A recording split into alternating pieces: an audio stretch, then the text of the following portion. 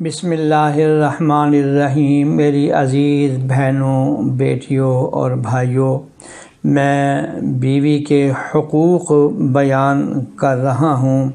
آج میں جو حدیث پیش کر رہا ہوں یہ حدیث نمبر 3 ہے جو میں پیش کرنے لگا ہوں۔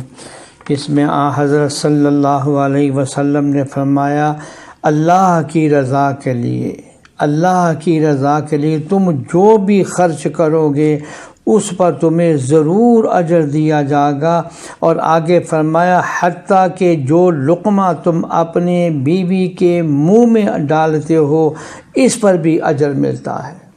اور ایک روایت میں ہے، یہ بخاری شریف کی روایت ہے، کہ اگر تم اپنے بیوی کے ساتھ حسن سلوک کرتے ہو، اس کے ساتھ جو ہے وہ محبت اور پیار سے بات کرتے ہو، مسکراتے ہوئے بات کرتے ہو، تو اس پر بھی تمہیں اللہ جل شانہ جو ہے وہ اجر عطا فرمائیں گے۔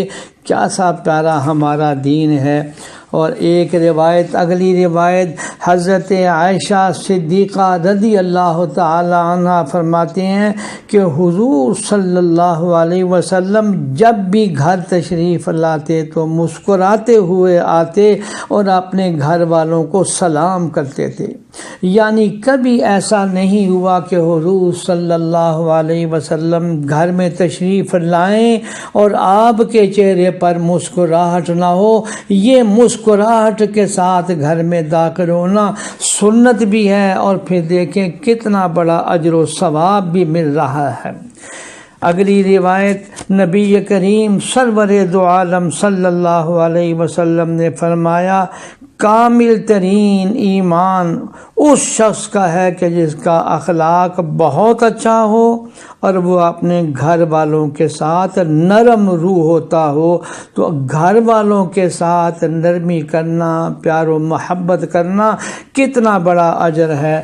اللہ جل شانہ ہمیں عمل کرنے کی توفیق عطا فرمائے۔